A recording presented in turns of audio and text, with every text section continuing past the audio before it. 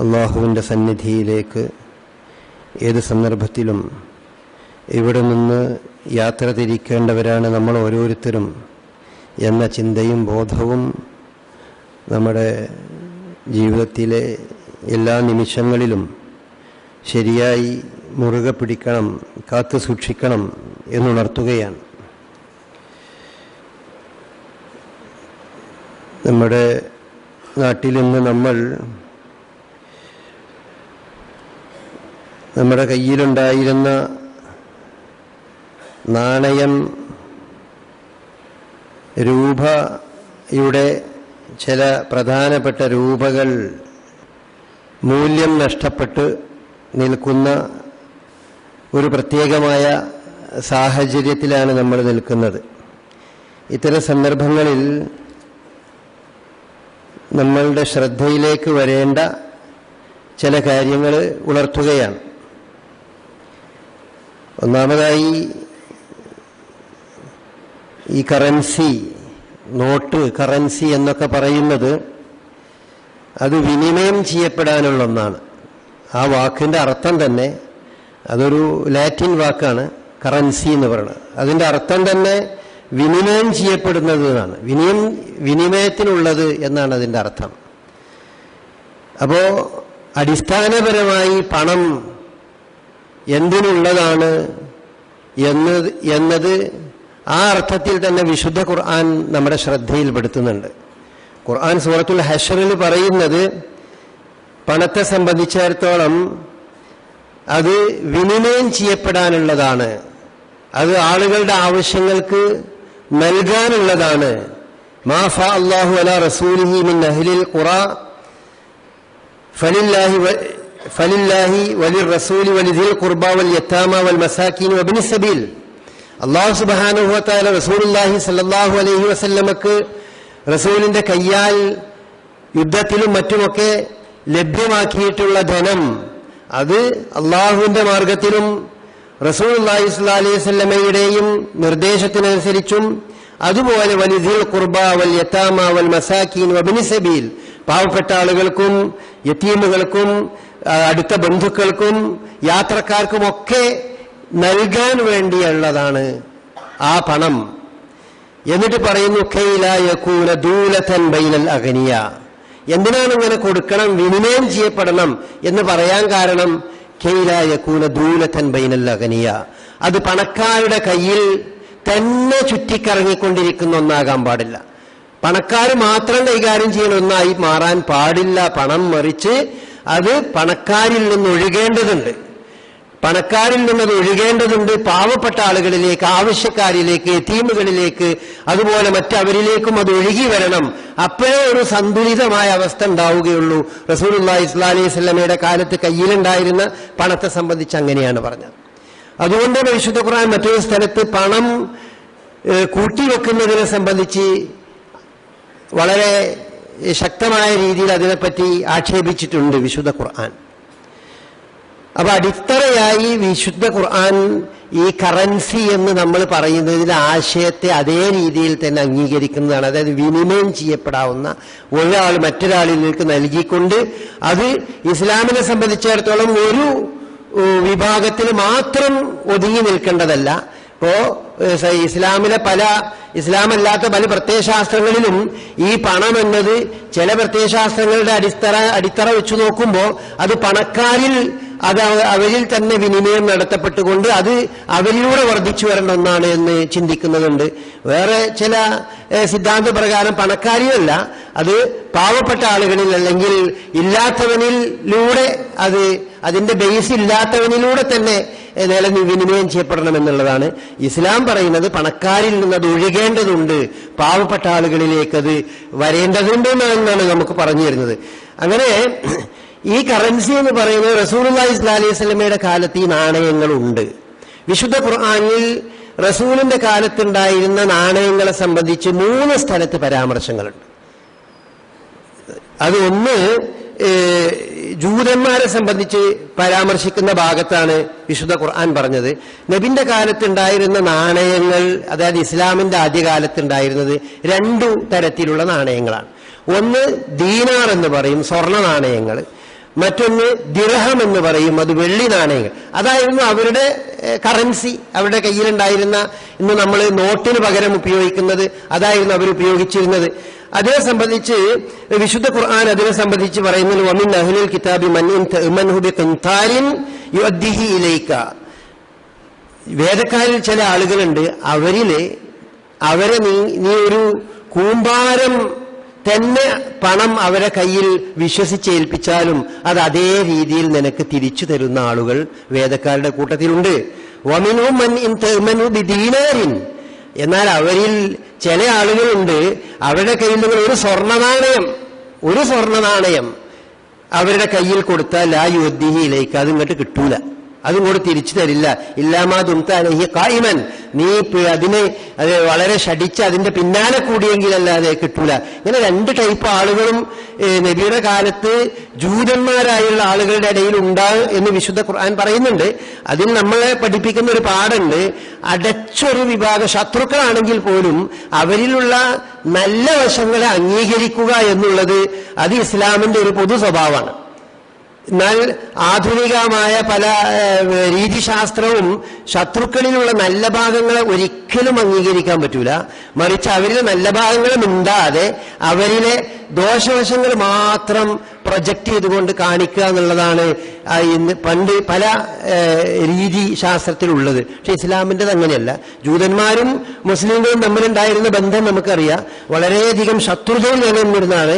എന്നിട്ടും റസൂലുള്ളാഹി സ്വല്ലല്ലാഹു അലൈഹി വസല്ലമ പറയുന്നതും അല്ലെങ്കിൽ വിശുദ്ധ ഖുർആൻ പറയുന്നതും അവരെ കൂട്ടത്തിൽ വളരെ വിശ്വസ്തരായ ആളുകളുണ്ട്, എന്നാൽ ഒരു തൊട്ടും വിശ്വസിക്കാൻ പറ്റാത്ത ആളുകളുണ്ട് എന്നവരെ വേർപ്പെടുത്തുന്നു. ഞാനത് പറയാനല്ല. അപ്പൊ ഇവിടെ ഖുർആൻ ദീനാർ എന്ന പദം പ്രയോഗിച്ചിട്ടുണ്ട്, അതാണ് ഒരു സന്ദർഭം. പിന്നെ മറ്റൊന്ന്, അതുപോലെ വെള്ളി നാണയത്തെ പറ്റി ഉപയോഗിച്ച ഒരു സന്ദർഭവും വിശുദ്ധ ഖുർആൻ പറഞ്ഞിട്ടുണ്ട്. അത് ദിർഹം എന്നുള്ള പദം, അത് യൂസുഫ് അലൈഹിസ്സലാമിനെ സംബന്ധിച്ച് യൂസുഫ് അലൈഹിസ്സലാമിനെ കിണറ്റിലിട്ട്, സഹോദരന്മാർ കിണറ്റിലിട്ട്, അങ്ങനെ കിണറ്റിൽ നിന്ന് യാത്രക്കാർ അവരെ എടുത്തുകൊണ്ടുപോയി അദ്ദേഹത്തെ ഈജിപ്തിലെ ഒരു അസീസിനെ അവർ വിൽപ്പന നടത്തി. ആ വിൽപ്പന നടത്തിയതിനെ പറ്റി വിശുദ്ധ ഖുർആൻ പറഞ്ഞു വശറൗഹു ബിസമനിൻ ബഖ്സിൻ ദറാഹിമ. വളരെ തുച്ഛമായ ദിർഹമുകൾക്കാണ് അവരെ വിറ്റത് എന്ന് പറയുന്നത്. ദിർഹം എന്ന വെള്ളി നാണയങ്ങള്. കാരണം മഅദൂദ വകാനു ഫീഹി മിനസ് സാഹിദീൻ. അവർക്ക് ആ കുട്ടീനെ ആവശ്യമില്ലായിരുന്നു, ഈ യാത്രക്കാർക്ക് അവർ ആവശ്യമില്ലായിരുന്നു. അപ്പൊ ആവശ്യമില്ലാത്തൊരു സാധനം വളരെ തുച്ഛമായൊരു വിലക്ക് അവര് നൽകി എന്ന് പറയുന്നുണ്ട്.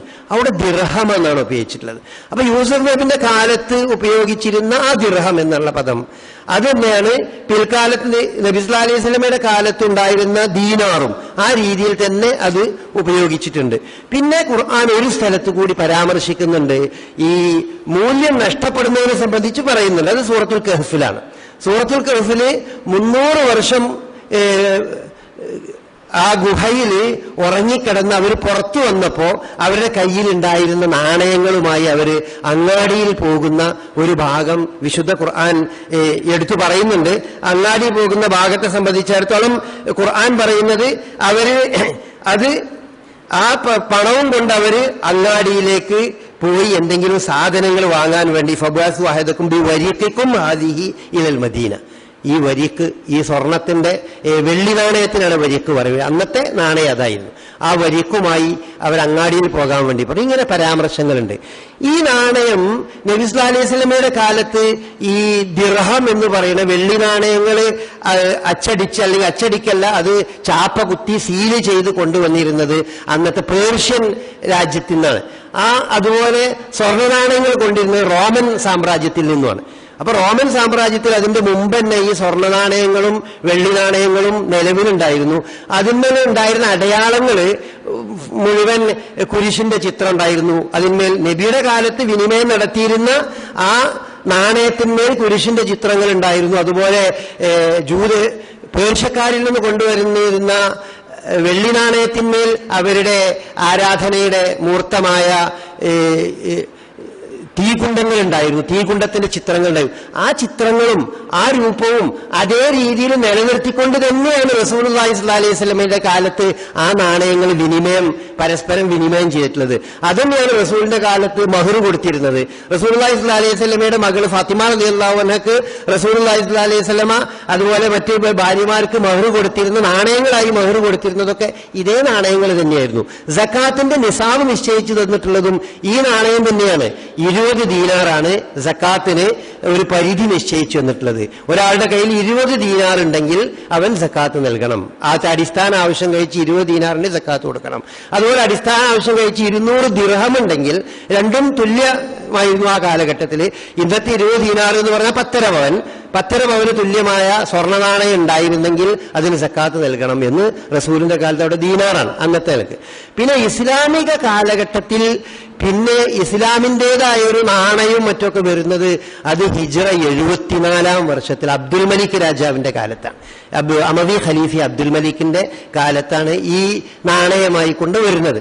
പിന്നെ അവിടുന്ന് അങ്ങോട്ട് പ്രത്യേകമായ നാണയങ്ങൾ രൂപപ്പെട്ടു വന്നു.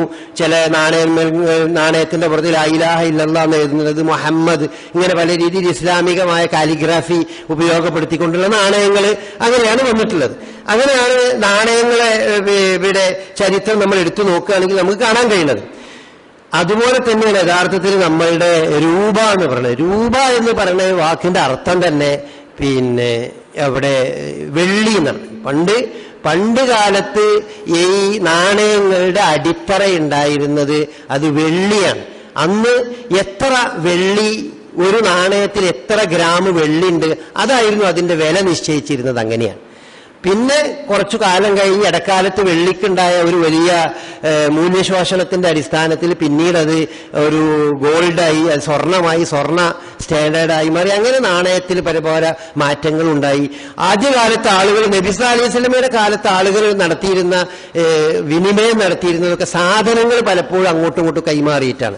അവനവന്റെ കയ്യിൽ അവനവൻ ഉൽപ്പാദിപ്പിക്കുന്ന നെല്ല് ഉൽപ്പാദിപ്പിക്കണവൻ ഒരു പറ നെല്ല് കൊടുക്കും. അതിന് പകരം അവന് പിന്നെ വേറെന്തെങ്കിലും സാധനങ്ങൾ അവന് ആവശ്യമുണ്ടെങ്കിൽ പാൽ ഉൽപ്പാദിപ്പിക്കുന്ന ആളാണെങ്കിൽ ആ നെല്ല് കൊടുത്ത് അതിന് പകരമായി പാല് വാങ്ങുന്ന ആ രീതിയിൽ സാധനങ്ങൾ അങ്ങോട്ടും ഇങ്ങോട്ടും വിനിമയം നടത്തുന്ന രീതിയാണ് റസൂലുള്ളാഹി സ്വല്ലല്ലാഹു അലൈഹി വസല്ലമയുടെ കാലത്ത് ധാരാളമായി ഉണ്ടായിരുന്നത്. അതിന് പുറമെ ഈ നാണയങ്ങളും റസൂലുള്ളാഹി സ്വല്ലല്ലാഹു അലൈഹി വസല്ലമയുടെ കാലത്ത് ഉണ്ടായിരുന്നു. അതിനൊക്കെ പാലിക്കേണ്ട മര്യാദകൾ റസൂലുള്ളാഹി സ്വല്ലല്ലാഹു അലൈഹി വസല്ലമ നമുക്ക് പറഞ്ഞു തന്നിട്ടുണ്ട്. അപ്പോ ഇന്നിപ്പോ നമ്മളുടെ ഇടയിൽ ഇന്ന് 1000 രൂപയുടെയും 500 രൂപയുടെയും മൂല്യം സർക്കാർ പിൻവലിച്ച ഒരു പ്രത്യേക സാഹചര്യമാണ്. ആ സാഹചര്യം ചില ആളുകൾ അവിടെ ആ സാഹചര്യം ചൂഷണം ചെയ്യുന്ന ആളുകളുണ്ട്. അതെങ്ങനെയാണ്? 1000 രൂപയുടെ പ്രത്യേകിച്ചും അന്യ സംസ്ഥാന തൊഴിലാളികളെ നമ്മളെ കൂട്ടത്തിൽപ്പെട്ട ഈ പിന്നെ സമർത്ഥന്മാർ ചില ആളുകൾ ചൂഷണം ചെയ്യുന്നുണ്ട്. അവർക്ക് പത്രത്തിൽ എന്താ വന്നതെന്നുള്ളതിനെ പറ്റി അവർക്ക് വലിയൊരു ധാരണയൊന്നും ഉണ്ടാവില്ല. അപ്പൊ സ്വാഭാവികമായിട്ടും അവരോട് 1000 രൂപ എന്റെ നോട്ടുണ്ടെങ്കിൽ അത് ഞങ്ങൾക്ക് തന്നേക്ക് 800 രൂപ ചില്ലറ തരാം എന്ന് പറഞ്ഞുകൊണ്ടുള്ള ഒരു പ്രവണത അങ്ങനെ ചില ആളുകൾ ചെയ്യേണ്ടത്. അത് ഇസ്ലാമികമായ രീതി, ഇസ്ലാമിന്റെ നിയമപ്രകാരം അത് നബി സല്ലല്ലാഹു അലൈഹി വസല്ലമ വിരോധിച്ചൊരു സംഗതിയാണ്. ഒരേ ഇനത്തിൽപ്പെട്ട നാണയങ്ങൾ അതേതാണെങ്കിലും, ഒരേ ഇനത്തിൽപ്പെട്ട നാണയങ്ങളാണെങ്കിലും ഒരേ ഇനത്തിൽപ്പെട്ട വസ്തുക്കളാണെങ്കിലും അത് തുല്യമായി മാത്രമേ കൈമാറ്റം ചെയ്യാൻ പാടുള്ളൂ എന്നാണ്. അപ്പോ ഒരു 1000 രൂപയുടെ ഒരു നോട്ട് നൽകിയിട്ട് 100 രൂപയുടെ 900 രൂപന്റെ നോട്ട് കൊടുക്കുക എന്ന് പറഞ്ഞത് പലിശയാണ്. അത് പാടില്ലാത്തതാണ്. റസൂലുള്ളാഹി സ്വല്ലല്ലാഹു അലൈഹി വസല്ലമ വളരെ വ്യക്തമായി വിരോധിച്ചിട്ടുള്ള ഒരു സംഗതിയാണ്. റസൂലുള്ളാഹി പറഞ്ഞു, അദ്ദഹബു ബിദ്ദഹബി വൽ ഫില്ലത്തു ബിൽ ഫില്ല, സ്വർണത്തിന് പകരം സ്വർണം. അതായത് നബിന്റെ കാലത്തിലെ സ്വർണ്ണ നാണയങ്ങളാണെങ്കിൽ സ്വർണ്ണ നാണയങ്ങൾ, അല്ലെങ്കിൽ വെള്ളി നാണയങ്ങളാണ് വെള്ളി നാണയങ്ങൾ. അത് പരസ്പരമാണ് നിങ്ങൾ കൈമാറ്റം ചെയ്യുന്നതെങ്കിൽ, അതായത് രൂപയും തമ്മിലാണ് കൈമാറ്റം നടത്തുന്നതെങ്കിൽ നിങ്ങൾ എങ്ങനെ ചെയ്യണം? മസലൻ ബി മസലൻ, മിസ്ലൻ ബി മിസ്ലിൻ, സവാഅൻ ബി സവാ, യദൻ ബി യദ്. റൊക്കമായി കൈമാറ്റം നടത്തണം, തുല്യമായി കൈമാറ്റം നടത്താൻ പാടുള്ളൂ. ഒരിക്കലും 1000 രൂപക്ക് 900 ചില്ലറ നോട്ട് കൊടുക്കാൻ പാടില്ല. അത് ഹറാമായൊരു സംഗതിയാണ്. 1000 രൂപക്ക് സമാനമായ ഇന്ത്യൻ രൂപ തന്നെ നൽകണം. എന്നാൽ അതിലുള്ളതെന്താണ്? വൈ ഇഖ്തലഫത്ത് ഹാദിഹിൽ അജ്നാസ്. ഇനി ഇത് വ്യത്യാസപ്പെടുകയാണെങ്കിൽ നോട്ടും ഡോളറും ആണെന്ന് വിചാരിക്കുക, അല്ലെങ്കിൽ നോട്ടും റിയാലും ആണെന്ന് വിചാരിക്കുക. അപ്പൊ സ്വാഭാവികമായിട്ടും $100 കൊടുത്താൽ അതിന് 100 ഉറുപ്പ്യ തരണമെന്ന് പറഞ്ഞാൽ അത് ശരിയല്ല, അത് മൂല്യ വ്യത്യാസമുണ്ട്. അത് വ്യത്യാസത്തിൽ നിങ്ങൾക്ക് കൊടുക്കാവുന്നതാണ്. അതാണ് ഫൈദഖ്തലഫ്ത ഹാദിൽ അജ്നാസു ഫബീഉ കൈഫ ശിഅ്തും. അത് നിങ്ങൾ ഉദ്ദേശിക്കുന്ന രീതിയിൽ മൂല്യം നോക്കിയിട്ട് ചെയ്യുക. $1 നമ്മളിപ്പോ $1 കൊടുത്താൽ $100 കൊടുത്താൽ അതിന് 7,700 രൂപ അല്ലെങ്കിൽ 6,800 രൂപ അതിന് വില ഉണ്ടാകും. അങ്ങനെ വിൽപ്പന നടത്താം. നേരെ മറിച്ച് ഒരേ കറൻസികൾ ഒരിക്കലും ഒരേ രീതിയിലല്ലാതെ വിൽപ്പന നടത്താൻ പാടില്ല. അത് പലിശയാണ്. അത് നമ്മൾ ആളുകൾ വളരെ ശ്രദ്ധിക്കേണ്ട ഒരു സംഗതിയാണ്. ഈ പ്രത്യേകിച്ച് ഈ സാഹചര്യത്തിൽ ആ കാര്യത്തെ പറ്റി ഓർക്കണം. രണ്ടാമത്തെ ഒരു കാര്യം ഇതുമായി ബന്ധപ്പെട്ട് നമ്മൾ മനസ്സിലാക്കേണ്ടത്, ഈ വിശുദ്ധ ഖുർആൻ പറഞ്ഞ പോലെ ഈ നമ്മൾ സ്വരൂപിച്ചു വെച്ച പണങ്ങളുണ്ട്. ഇപ്പോ 100ഉം 500 രൂപ ഇല്ലാതെയായി കഴിഞ്ഞപ്പോ പല ആളുകളുടെ കയ്യിലും ധാരാളം പണമുണ്ട്. ബാങ്കിലേക്ക് അങ്ങനെ ലക്ഷങ്ങളായി വരികയാണ് പല ആളുകളും. നമ്മുടെ നാട്ടിൽ ആപേക്ഷികമായി കുറവായിരിക്കും, എന്നാൽ പല സ്ഥലങ്ങളിലും ബാങ്കിലേക്ക് ലക്ഷങ്ങളും കോടികളും അങ്ങനെ വരികയാണ്. ഈ പണമൊക്കെ എവിടെയായിരുന്നു? ഈ പണമൊക്കെ ആളുകൾ സൂക്ഷിച്ചു വെച്ചതാണ്. അത് കണക്കിന് പെടുക എന്ന വിഷയമല്ല ഞാൻ പറയണത്. അതൊക്കെ അവർ സൂക്ഷിച്ചു വെച്ചിട്ടുണ്ടെങ്കിൽ അവർക്ക് ഈ പണത്തോടൊരു ബാധ്യത ഉണ്ട്. അതാണ് ഇസ്ലാം പഠിപ്പിക്കുന്ന ബാധ്യത. അതൊരിക്കലും സക്കാത്ത് നൽകാത്ത പണമാകാൻ പാടില്ല. നിങ്ങൾ സക്കാത്ത് നൽകിയതിന് ശേഷം സൂക്ഷിച്ച പണമാണെങ്കിൽ ബാക്കി സർക്കാരുമായിട്ട് ബന്ധപ്പെട്ട കാര്യങ്ങളും അതിന്റെ ബാങ്കിൽ അടക്കലൊക്കെ ആ രീതിയിൽ അതിന്റെ സക്കാത്ത് നിങ്ങൾ നൽകണം. അപ്പൊ ഇവിടെ നമ്മളെ കയ്യിൽ ഒരാളെ കയ്യിൽ 5 ലക്ഷം ഉറുപ്പ്യ ഉണ്ടെങ്കിൽ ആകെ അയാൾ ആലോചിക്കണേ, ഈ 5 ലക്ഷം ഞാൻ കൊടുത്തു കഴിഞ്ഞാൽ ആ 5 ലക്ഷത്തിന് ടാക്സ് ഇത്ര കഴിച്ചാൽ ബാക്കി എനിക്ക് 4 ലക്ഷത്തി ഇത്ര ഉണ്ടാവുമല്ലോ എന്ന് വിചാരിക്കണേ. എന്നാൽ അതുപോലെ അയാൾ ആ പണം ഒരു വർഷമായി അയാളെ കയ്യിലുള്ള പണമാണെങ്കിൽ, അല്ലെങ്കിൽ ഈ വർഷം അയാൾ സക്കാത്ത് കൊടുക്കാത്ത ആളാണെങ്കിൽ അയാളെ സംബന്ധിച്ചിടത്തോളം അതിന്റെ സക്കാത്ത് 2.5% സക്കാത്ത് കൂടി അയാൾ അത് കൊടുക്കേണ്ടതുണ്ട്. അത് ആ കൂട്ടത്തിൽ നമ്മൾ ശ്രദ്ധിക്കേണ്ട സംഗതിയാണ്. ഇപ്പൊ ആളുകള് കയ്യിലുള്ള പണമൊക്കെ ഈ രീതിയിൽ വിനിമയം നടത്തുന്ന ഒരു സമയമായതുകൊണ്ട് പ്രത്യേകിച്ച് ശ്രദ്ധയിൽപ്പെടുത്താണ് സക്കാത്തിന്റെ കാര്യം. ആ വശത്തിൽ നമ്മൾ ശ്രദ്ധിക്കേണ്ടതുണ്ട്. പിന്നെ ഇതുമായി ബന്ധപ്പെട്ട് മറ്റൊരു അവസ്ഥ കണ്ടതെന്ന് വെച്ചാല് പല സ്ത്രീകളുടെയും കയ്യിൽ നിന്ന് പണം ഇങ്ങനെ പുറത്തു വന്നിട്ടുണ്ട്. പലരുടെ കയ്യിൽ നിന്നും 100-ന്റെ 500-ന്റെ 1000-ന്റെയും നോട്ടുകൾ പുറത്തു വന്നിട്ട് ചില ആളുകൾ പറയണ എന്റെ കയ്യില് ഭർത്താവ് പറഞ്ഞിട്ടുണ്ടാവില്ല, ഭർത്താവ് പറഞ്ഞപ്പോ എന്റെ കയ്യിൽ ഇതാപ്പോ ഒരു 10,000 ഉറുപ്പ്യ ഉണ്ട് എന്ന് പറഞ്ഞ് അതുകൊണ്ട് ഭാര്യ വരികയാണ്. അതിങ്ങനെ ഓരോ സന്ദർഭത്തിൽ കുറേശ്ശെ ഇങ്ങനെ ഇതായതാണ്. അത് യഥാർത്ഥത്തില് അവിടെയും ഒരു കാര്യം നമ്മൾ മനസ്സിലാക്കേണ്ടതുണ്ട്. ഒന്ന്, അതിൽ അനുവദിക്കപ്പെട്ട കുറെ വശങ്ങളുണ്ട്. അതായത് റസൂലുള്ളാഹി സ്വല്ലല്ലാഹു അലൈഹി വസല്ലമയുടെ അടുക്കല് ഈ അബൂ സുഫിയാന്റെ ഭാര്യ വന്നു, ഹിന്ദ് ബിൻ ഉത്ബ വന്നു. അവര് പറഞ്ഞു, കാലത്ത് യാ റസൂലല്ലാഹ്, അള്ളാന്റെ റസൂലെ, ഇന്ന അബൂ സുഫിയാൻ റജുലുൻ ഷഹീഹുൻ. ഈ അബൂ സുഫിയാൻ വലിയ പിശുക്കനാണ്. വൈനഹു ലാ യുഅതി മിനൻ നഫഖതി മാ യക്ഫീനി വ വലദി. എനിക്കും മക്കൾക്കുള്ള ചെലവിന് തന്നെ ശരിക്ക് മൂപ്പര് തരൂല. അപ്പൊ റസൂലുള്ളാഹി സ്വല്ലല്ലാഹു അലൈഹി വസല്ലം പറഞ്ഞു, ഖുദി മാ യക്ഫീക മിൻ വലദിക, നീ അയാളുടെ സ്വത്തിൽ നിന്ന് ആവശ്യമുള്ളത് എടുത്തോ. ബിൽ മഅറൂഫ്, മാന്യമായിട്ട് എടുക്കാൻ പാടുള്ളൂ, ഒന്നായിട്ട് വലിച്ചു ഊരാൻ പാടില്ല എന്നർത്ഥം. അത്യാവശ്യമായ കാര്യങ്ങൾക്ക് അവനാന്റെ ഭർത്താവിന്റെ കയ്യിൽ നിന്ന് കുറേശ്ശെ ഭാര്യമാര് വീട്ടിൽ അത്യാവശ്യങ്ങൾക്ക് എടുക്കുക എന്ന് പറഞ്ഞാൽ അതൊരു കുറ്റല്ല. പല സ്ത്രീകളെ സംബന്ധിച്ചിടത്തോളം അതൊരു കുറ്റബോധത്തോടു കൂടി പഠിച്ചോനെ ഇത് കക്കലാണോ? ചില ഭർത്താക്കന്മാര് ജി കട്ടുവൊക്കെ കഴിഞ്ഞില്ലേ എന്റെ പൈസ എന്നൊക്കെ ചോദിച്ച സംഭവങ്ങൾ, അങ്ങനെയൊന്നും അതിനെ വ്യാഖ്യാനിക്കേണ്ട ആവശ്യമല്ല. മറിച്ച് അത്തരം സംഭവം വീട്ടിലെ ആവശ്യങ്ങൾക്ക് ഭാര്യമാർക്ക് തന്റെ ഭർത്താവിന്റെ കയ്യിൽ നിന്ന് ഭർത്താവിനോട് സമ്മതം ചോദിക്കാതെ തന്നെ അത്യാവശ്യങ്ങൾക്കുള്ള പണം വേണമെങ്കിൽ അവർക്ക് എടുത്തു വെക്കുന്നതിന് വിരോധമല്ല.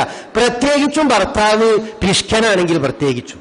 പിശുക്കനായൊരു ഭർത്താവാണ്, ആവശ്യങ്ങൾക്കൊന്നും ചെലവഴിക്കൂല, വീട്ടിലെ കുട്ടികളുടെ കാര്യത്തിന് പണം ചെലവഴിക്കൂല. അങ്ങനത്തെ ഒരു അവസ്ഥയാണ് റസൂലുള്ളാഹി സ്വല്ലല്ലാഹു അലൈഹി വസല്ലം പറഞ്ഞ പോലെ ഖുദി മാ യക്ഫീകി വ വലദകി ബിൽ മഅറൂഫ്, ഒരു മര്യാദ അനുസരിച്ച് നിനക്കും നിന്റെ ഭാര്യക്ക് മക്കൾക്കും കുട്ടിയേക്കുള്ളത് നീ അതിന് എടുത്തോ എന്ന് അബൂ സുഫിയാന്റെ ഭാര്യ ഹിന്ദിനോട് റസൂലുള്ളാഹി സ്വല്ലല്ലാഹു അലൈഹി വസല്ലം പറഞ്ഞത് ബുഖാരി മുസ്ലിം റിപ്പോർട്ട് ചെയ്യുകയും അതിന്റെ അടിസ്ഥാനത്തിൽ തന്നെ ആ ബന്ധത്തെ സംബന്ധിച്ചിടത്തോളം അവിടെ ഉണ്ടായിരിക്കേണ്ട ആ ഊഷ്മളമായ ബന്ധത്തെ സംബന്ധിച്ചിടത്തോളം വിശുദ്ധ ഖുർആൻ റസൂലുള്ളാഹി സ്വല്ലല്ലാഹു അലൈഹി വസല്ലം ഇവിടെ ഈ വാക്കിനെ വിശദീകരിച്ചുകൊണ്ട് പണ്ഡിതന്മാർ ആ ഭാഗം പറഞ്ഞിട്ടുണ്ട്. അപ്പൊ അതിലുള്ള വശം ആലോചിക്കുക. അതിനർത്ഥം ആഡംബരത്തിന് വേണ്ടി അതല്ലെങ്കിൽ ആവശ്യത്തിലധികം എടുക്കാൻ പാടില്ല. ആവശ്യത്തിലധികം ഒന്നും എടുക്കാൻ പാടില്ല, ചോദിച്ചെന്നെ എടുക്കാൻ പാടുള്ളൂ. ആഡംബരത്തിന് വേണ്ടി ആവശ്യം, പിന്നെ വേറെയുള്ള ആളുകൾക്ക് കൊടുക്കാൻ വേണ്ടി ഒന്നും അങ്ങനെ എടുക്കാൻ പാടുള്ളതല്ല. മറിച്ച് അവനവന്റെയും കുട്ടികളുടെയും വീട്ടിന്റെയും ഒക്കെ ആവശ്യങ്ങൾക്ക് അങ്ങനെ എടുത്തു വെക്കുന്നതിന് വിരോധമല്ല. അപ്പൊ വല്ല ഭാര്യമാരും അങ്ങനെ വല്ലവരുടെ കയ്യിലും തന്നിട്ടുണ്ടെങ്കിൽ അത് നല്ല നോട്ടാക്കി അങ്ങോട്ട് തന്നെ തിരിച്ചു കൊടുക്കുക എന്ന് പറഞ്ഞതിൽ ഒരു വിരോധമൊന്നുമില്ല. മനസ്സംതൃപ്തിയോട് കൂടി കൊടുക്കുക. എന്നാ തിരിച്ചു പറ്റുമോ? ഭാര്യന്റെ സ്വത്തിൽ നിന്ന് നമ്മൾ ഭർത്താവിന് എന്നാ കുറേശ്ശെ അങ്ങനെ എടുക്കാൻ പറ്റുമോ? അത് പാടില്ല. അത് അവരുടെ മനസ്സംതൃപ്തിയോടുകൂടി മാത്രമേ നിങ്ങൾ എടുക്കാൻ പാടുള്ളൂ എന്നുള്ളത്. കാരണം ഭാര്യയെ സംബന്ധിച്ചിടത്തോളം വീട്ടിലെ ചെലവ്, കുട്ടികളെ ചെലവ്, ഇതൊന്നും അവരുടെ ഉത്തരവാദിത്വത്തിൽപ്പെട്ടതല്ല. മറിച്ച് ആ കാര്യങ്ങൾ അവർക്ക് അവരുടെ ഔദാര്യത്തിന്റെ ഭാഗമായും നല്ല മനസ്സിന്റെയും ഭാഗമായിക്കൊണ്ട് അവർക്ക് ചെയ്യാം. അപ്പോ അങ്ങോട്ടും ഇങ്ങോട്ടും ഒരു പരസ്പരമായ സംതൃപ്തിയുടെ അടിസ്ഥാനത്തിൽ പറ്റും. അല്ലാത്തവർക്ക് അറിയാത്ത രീതിയിൽ അത് എടുക്കാനോ മറ്റൊന്നും പാടില്ല. പ്രത്യേകിച്ച് വിശുദ്ധ ഖുർആൻ തന്നെ സൂറത്തുൽ നിസായിൽ ആ കാര്യം പറഞ്ഞിട്ടുണ്ട്. നിങ്ങൾ സംതൃപ്തിയോടുകൂടി അവരുടെ മഹ്റ് വേണമെങ്കിൽ നിങ്ങൾക്ക് ഉപയോഗിക്കാൻ വിരോധമല്ല, അങ്ങോട്ടും ഇങ്ങോട്ടുമുള്ള ഇഷ്ടപ്പെട്ട്. പക്ഷെ സംതൃപ്തി ഇല്ലാത്ത രീതിയിലും അറിയാത്ത രീതിയിലും ആ കാര്യങ്ങൾ സ്ത്രീകളുടേത് ഭർത്താക്കന്മാർ ആ രീതിയിൽ ഉപയോഗിക്കാൻ പാടില്ല എന്ന വിഷയമായി നമുക്ക് പറഞ്ഞിട്ടുണ്ട്. പിന്നെ മറ്റൊരു വശം കൂടി നമ്മൾ ഇതിൽ ആലോചിക്കേണ്ടതുണ്ട്. അതായത് ആളുകൾ അവനവൻ അധ്വാനിച്ചുണ്ടാക്കിയ പണം ഒരു സുപ്രഭാതത്തിൽ ആ പണം എന്തായി പോവാണ്, അത് മൂല്യമില്ലാത്തതായി പോകുന്നു എന്ന് പറയുമ്പോൾ വളരെ സങ്കടമുള്ള കാര്യമാണ്. നമ്മൾ ഈ വളരെ കഠിനമായി അധ്വാനിച്ചുള്ള സമയമാണ്. അതിന് ഇപ്പൊ കുറച്ചൊരു സമയം വെച്ച് തന്നിട്ടുണ്ടെന്നുള്ളത് ശരിയാണ്. ഇത്രാം തീയതിന്റെ മുമ്പ് അത് വേണമെങ്കിൽ നിങ്ങൾക്ക് മാറ്റി ബാങ്കിലിടാം. അങ്ങനെ പല കാര്യങ്ങളും നമ്മൾക്ക് പറഞ്ഞിട്ടുണ്ട്. ബാങ്ക് എന്നൊരു സംവിധാനം ഉള്ളതുകൊണ്ടാണ്. ബാങ്കിലിടാൻ പറ്റാത്ത ആളുകളാണെങ്കിലോ അതിന് സാധിക്കാത്ത ആളുകളാണെങ്കിലോ അത് അറിയാത്ത ആളുകളാണെങ്കിലോ ആ ഡേറ്റ് കഴിഞ്ഞോടുകൂടി ആ പണം അസാധുവായി പോവാണ്. അപ്പൊ അധ്വാനിച്ച് കഷ്ടപ്പെട്ടുണ്ടാക്കിയത് അസാധുവായി പോകുക എന്ന് പറയുന്നത് ആളുകൾക്ക് ഒരിക്കലും ഇഷ്ടപ്പെടാത്ത ഒരു കാര്യമാണ്. മനുഷ്യന് ഒരിക്കലും അത് ഉൾക്കൊള്ളാൻ കഴിയില്ല. എന്നാൽ അവിടെ നമ്മൾ ആലോചിക്കേണ്ട ഒരു വിഷയമുണ്ട്. നമ്മൾ അധ്വാനിച്ച് കഷ്ടപ്പെട്ട് അമല് ചെയ്ത് ഇന്ന് പല അമലുകളും ഇതുപോലെ അസാധുവായി പോകുന്ന ചില സന്ദർഭങ്ങൾ വിശുദ്ധ ഖുർആൻ നമുക്ക് പറഞ്ഞു തരുന്നുണ്ട്. നമ്മൾ കഠിനമായി അധ്വാനിച്ച് നമസ്കാരം, നോമ്പ്, സക്കാത്ത്, ഹജ്ജൊക്കെ നമ്മുടെ അധ്വാനാണ്. ജീവിതം മുഴുവൻ ആ രീതിയിൽ കഠിനമായി അധ്വാനിച്ചിട്ട് അധ്വാനിച്ച് നമ്മൾ അതിന്റെ ഫലം കിട്ടണമെന്ന് വിചാരിക്കുമ്പോൾ പെട്ടെന്ന് അതങ്ങോട്ട് ഇല്ലാതെയായി പോകുന്ന അവസ്ഥ ഉണ്ട്. അത് വളരെ സൂക്ഷിക്കേണ്ടതുണ്ട്. അതാണ് നമ്മുടെ വിശുദ്ധ ഖുർആൻ പറഞ്ഞത്, വലു അശ്റകൂ ലഹബിത അൻഹും മാ കാനൂ യഅമലൂൻ. ശിർക്ക് നിങ്ങളുടെ ജീവിതത്തിൽ വന്നാൽ നിങ്ങളുടെ എല്ലാ അമലുകളും ബാത്തിലായി. അപ്പൊ ഇതിന് ഇത്ര മൂല്യമുള്ള അമലായിരുന്നു, ഇത്ര ഞാൻ ഹജ്ജ് ചെയ്തിട്ടുണ്ട്, ഇത്ര നിസ്കാരം നിസ്കരിച്ചിട്ടുണ്ട്, അതെങ്ങനെയാണെന്ന് പറഞ്ഞിട്ട് കാര്യമില്ല. അതിന്റെ മൂല്യം പടച്ചോനങ്ങൾ എടുത്തു കളഞ്ഞാല് പിന്നെ അത് സാധാരണ കടലാസ് പോലെ ആയല്ലോ. നമ്മളുടെ 1000 നോട്ടിന്റെ മൂല്യം അത് എടുക്കേണ്ട ആള് അതിന്റെ അധികാരികൾ അങ്ങോട്ട് ആ മൂല്യം അങ്ങോട്ട് എടുത്തു കളഞ്ഞപ്പോ പിന്നെ അത് കേവലം കടലാസായി മാറി. കുട്ടികൾക്ക് കളിക്കാനുള്ള ഒരു കേവലം പേപ്പറായി മാറുകയാണ്. അതുപോലെയാകുകയാണ് യഥാർത്ഥത്തിൽ നമ്മളുടെ പ്രവർത്തനം, അധ്വാനം, നോമ്പും നമസ്കാരമൊക്കെ അതിൽ ഈ ശിർക്ക് എന്ന് പറയുന്ന അള്ളാഹുവിന് പങ്കു ചേർക്കുക, പടച്ചവനോട് പ്രാർത്ഥിക്കുക, പടച്ചവനല്ലാത്തവരോട് പ്രാർത്ഥിക്കുക എന്ന കാര്യം വരുമ്പോൾ സ്വാഭാവികമായും അതൊക്കെ അസാധുവായി പോവുകയാണ്, അത് മൂല്യമില്ലാത്തതായി പോവാണ്. അങ്ങനെ നമ്മുടെ അമലുകൾ മൂല്യമില്ലാത്തതായി പോകുന്നത് എപ്പോഴും ജാഗ്രതയോടുകൂടി നമ്മൾ നോക്കേണ്ടതുണ്ട്. ഇപ്പൊ പണത്തിന്റെ മൂല്യമില്ലാതായപ്പോൾ നെട്ടോട്ടത്തെക്കാൾ വലിയ ഒരു നെട്ടോട്ടത്തെ സംബന്ധിച്ചാണ് വിശുദ്ധ ഖുർആൻ അതിനെ സംബന്ധിച്ച് പറയുന്നത്. ഖദ് ഖസിറല്ലദീന കസ്സബൂ ബിലിഖാഇല്ലാഹി. ഈ നിഷേധിച്ച ആളുകൾ, അമലുകൾ പൊളിഞ്ഞു പോകുന്ന ആളുകൾ, കുഫ്റാണെങ്കിലും ശിർക്കാണെങ്കിലും ഒക്കെ അവർ വളരെ നഷ്ടക്കാരായി പോകും. ഹത്താ ഇദാ ജാഅത്തുഹും സഅതു ബഗ്തതൻ. പെട്ടെന്ന് മരണം പിടിപെട്ടാൽ, അല്ലെങ്കിൽ പെട്ടെന്ന് അവർക്ക് അപ്പൊ ഇത് നമുക്ക് ടൈമെങ്കിലുണ്ട്. പെട്ടെന്നാണ് മരിച്ചാൽ പോവാന്ന് പറഞ്ഞാൽ എന്താണ്, നമ്മളിവിടെ ചെയ്ത എല്ലാ സംഗതികളും നമ്മൾ ഇവിടെ അങ്ങോട്ട് അസാധുവായി പോവുക, നമുക്ക് കിട്ടാതെ പോവാണ്. നമ്മളെ കയ്യിൽ ആകെ ഉണ്ടാകുക, നമ്മുടെ കയ്യിൽ മരിച്ചു പോകുമ്പോൾ മനുഷ്യന്റെ കയ്യിൽ ആകെ ഉണ്ടായിരിക്കുക എന്ന് പറഞ്ഞത് എന്ത് മാത്രമേ ഉള്ളൂ, അവനവൻ ഇൻവെസ്റ്റ് ചെയ്തത് മാത്രമേ ഉണ്ടാവുള്ളൂ. നമ്മളെ പണത്തിൽ ഇപ്പൊ നമ്മൾ ഇൻവെസ്റ്റ് ചെയ്ത് പറഞ്ഞാൽ നമ്മുടെ അമലുകളാണ്, സൽപ്രവർത്തനങ്ങളാണ്. ആ സൽപ്രവർത്തനങ്ങളല്ലാത്ത ബാക്കിയൊക്കെ നമ്മൾ ഇവിടെ വിട്ടേച്ച് പോവുകയാണ്. ബാക്കിയൊക്കെ ഇവിടെ ബാക്കിയുള്ള ആളുകൾ എടുത്തു കൊണ്ടുപോവാണ്. അമലല്ലാത്തതൊന്നും നമ്മുടെ കയ്യിലില്ല. അപ്പൊ അതുകൊണ്ട് തന്നെ പെട്ടെന്ന് മരണം പിടിപെട്ട് കഴിഞ്ഞാൽ ഇതുവരെ നിഷേധിച്ചു നടന്ന ആളുകളൊക്കെ വലിയ നഷ്ടബോധമുണ്ടാകും. കാലുയാ ഹസറത്തനാ അലാ മാ ഫറത്നാ ഫീഹി, അവര് പറയും എന്തൊരു ദുഃഖമാണ് ഞങ്ങളിൽ വന്ന ഈ വീഴ്ച, എന്തൊരു വലിയ ദുഃഖകരമാണ്. വഹും യഹ്മിലൂന ഔസാറഹും അലാ ദുഹൂരിഹിം, പാപത്തിന്റെ ചുമടും അവരെ ചുമലിലേറ്റിക്കൊണ്ടാണ് അവർ വരുന്നത്. അലാസഅമായി സിറൂൻ, എന്തൊരു മോശമായൊരു ചുമടാണ് അവര് വഹിക്കുന്നത്. അപ്പൊ ആ രീതിയിലാണ്. കാരണം വമൽ ഹയാത്തു ദുനിയ ഇല്ലാ ലഅബുൻ വലഹുൻ ഒക്കെയാണ് ജീവിതം എന്ന് പറയുന്നത്. അതിൽ കുറെ കളിയും തമാശയൊക്കെ ഉള്ളതാണ് ജീവിതം. പക്ഷേ ആ കളിയും തമാശയും തന്നെയാണ് ജീവിതം എന്ന് വിചാരിക്കാൻ പാടില്ല. വലദ്ദാറുൽ ആഖിറത്തു ഖൈറുൽ ലില്ലദീന യത്തഖൂൻ, വിശ്വാസികളെ സംബന്ധിച്ചിടത്തോളം, സൂക്ഷ്മതയോടുകൂടി ജീവിക്കുന്നവരെ സംബന്ധിച്ചിടത്തോളം ദാറുൽ ആഖിറത്താണ് ഖൈറ്.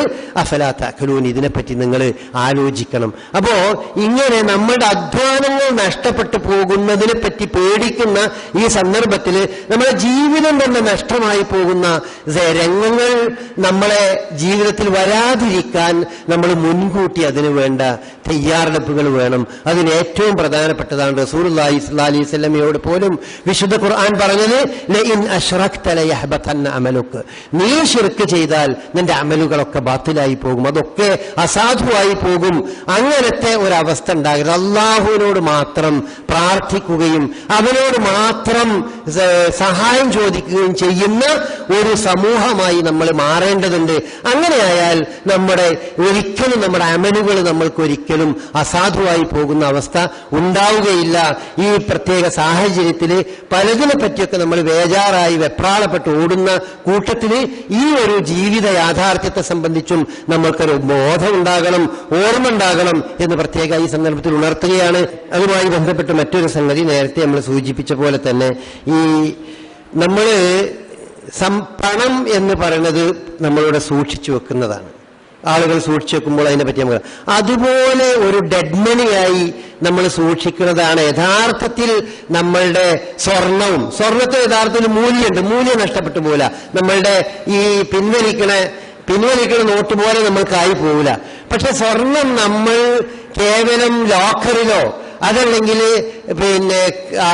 പരിധിയിൽ കവിഞ്ഞ് നമ്മൾ ആഭരണമൊക്കെ ആയിട്ട് ഉപയോഗിക്കുമ്പോൾ യഥാർത്ഥത്തിൽ ഈ പണം എന്ന് പറയുന്നത് നമ്മുടെ കയ്യിലെ നോട്ട് എന്ന് പറയുന്നതും നമ്മളുടെ ഡോളർ എല്ലാം സ്വർണമാണ്. അതിന്റെ അടിത്തറ സ്വർണമാണ്. പണ്ട് കാലത്ത് പണം എന്ന് പറഞ്ഞാൽ തന്നെ അതിന്റെ അടിത്തറ സ്വർണം എന്നാണ്. അപ്പൊ യഥാർത്ഥത്തിൽ സ്വർണമാണ് ഇതിനൊക്കെ മൂല്യം നിർണ്ണയിക്കുന്ന സംഗതി. ആ സ്വർണം നമ്മൾ വിനിമയത്തിലേക്ക് പോകാത്ത രീതിയിൽ അത് ഇവിടെ കെട്ടിപ്പൂട്ടി വെക്കുന്ന അവസ്ഥ ഉണ്ടായാൽ ആപേക്ഷികമായി മറ്റു നാടുകളിൽ നിന്നൊക്കെ വ്യത്യസ്തമായി നമ്മുടെ നാട്ടിൽ അത് കുറവാണ്. എന്നാൽ മുസ്ലിം സമുദായത്തിന്റെ കയ്യിൽ കോടികൾ സ്വർണമായി കൊണ്ട് പല ലോക്കറുകളിലും മറ്റൊക്കെ അവിടെ അനങ്ങാതെ അവിടെ കിടക്കുന്നുണ്ട്. അത്തരം ആ ഒരു അവസ്ഥ യഥാർത്ഥത്തിൽ പണം ആളുകൾക്കിടയിൽ സർക്കുലേറ്റ് ചെയ്തു പോകേണ്ടതാണ് എന്ന ആ സിദ്ധാന്തത്തിന് എതിരായിട്ടുള്ള സംഗതിയാണ്. അതുകൊണ്ടായിരിക്കണം അല്ലാഹു അഅലം വിശുദ്ധ റസൂലുള്ളാഹി സ്വല്ലല്ലാഹി അലൈഹി വസല്ലമ ഈ ആഭരണത്തിന് സക്കാത്തിന്റെ ആഭരണത്തിന് പരിധി നിർണയിച്ച് പറഞ്ഞിട്ടുള്ള സംഗതി 10.5 പവൻ. 10.5 പവൻ ആഭരണം ധരിച്ചാൽ അത്യാവശ്യം ഒരു സൗന്ദര്യവുമായി ബന്ധപ്പെട്ട രീതിയിൽ 10.5 പവൻ കഴിഞ്ഞ് അതിനുശേഷമുള്ളത് വരുമ്പോ അത് ആളുകൾക്ക് ഉപകാരപ്രദമാകുന്ന രീതിയിൽ മറ്റൊരു രീതിയിൽ അതൊരു കെൻസായി മാറാതിരിക്കണം. അതൊരിക്കലും ഒരു കെൻസായി മാറരുത്. റസൂലുള്ളാഹി സ്വല്ലല്ലാഹി അലൈഹി വസല്ലം പറഞ്ഞ പോലെ അതൊരു ഒരുമിച്ച് കൂട്ടിയ ഒരു സമ്പത്തായി മാറാതിരിക്കാൻ നമ്മൾ പ്രത്യേകം അതിനെ സംബന്ധിച്ചിടത്തോളം ശ്രദ്ധിക്കേണ്ടതുണ്ട്. അങ്ങനെ ആ കെൻസ് എന്ന് പറയുന്നതിന്റെ മറ്റൊരു രീതിയാണ് അതിന് സക്കാത്ത് നൽകാതെയും കൂടി ഇരിക്കുക എന്ന് പറഞ്ഞത്. സക്കാത്ത് നൽകാതിരിക്കുക എന്ന് പറഞ്ഞു. അപ്പൊ ഈ വിനിമയത്തിലേക്കാകണം. ഇപ്പൊ നമ്മൾ സാധാരണ ഒരു 500-ന്റെ നോട്ട് ഒരാൾ അത് വിനിമയം ചെയ്യുന്നതും വിനിമയം ചെയ്യാത്തതും പലിശയും പലിശ അല്ലാത്തതിലൊരു വ്യത്യാസം നമ്മൾക്ക് സാമ്പത്തിക വിദഗ്ധർ പറഞ്ഞു തരുന്നത് നമുക്കറിയാൻ പറ്റും. ഇപ്പൊ ഒരു 500 രൂപയുടെ നോട്ട്, ഞാൻ ഈ 500 രൂപയുടെ നോട്ട് ഒരു തുണിക്കച്ചവടക്കാരന്റെ കൊണ്ടു കൊടുത്താൽ എനിക്ക് ആവശ്യമുള്ള തുണി അയാൾ തരും. എന്നാൽ അതേ 500 അയാള് മറ്റൊരാളുടെ കയ്യിൽ, അയാളൊരു മീൻ കച്ചവടക്കാരന്റെ കയ്യിൽ കൊടുക്കുമ്പോൾ അയാൾക്ക് മീൻ കിട്ടും. ഈ 500 തന്നെ മറ്റൊരാൾക്ക് കൊടുക്കുമ്പോൾ അയാൾക്ക് മറ്റൊരു സാധനം കിട്ടും.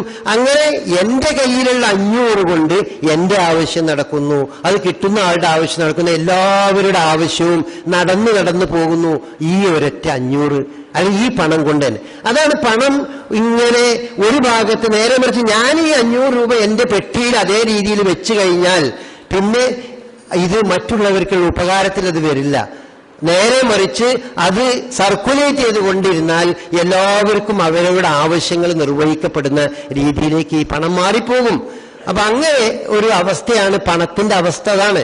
അതുകൊണ്ട് തന്നെ ഇത് പരിധിയിൽ കൂടുതൽ ഇത് കെട്ടിപ്പൂട്ടി വെക്കുന്ന ഈ രീതി നമ്മൾ മാറ്റി അത് ഉപകാരപ്രദമായ രീതിയിലേക്ക് അത് ചെലവഴിക്കുന്നൊരു സ്വഭാവം നമ്മളിലൊക്കെ ഉണ്ടാകണം.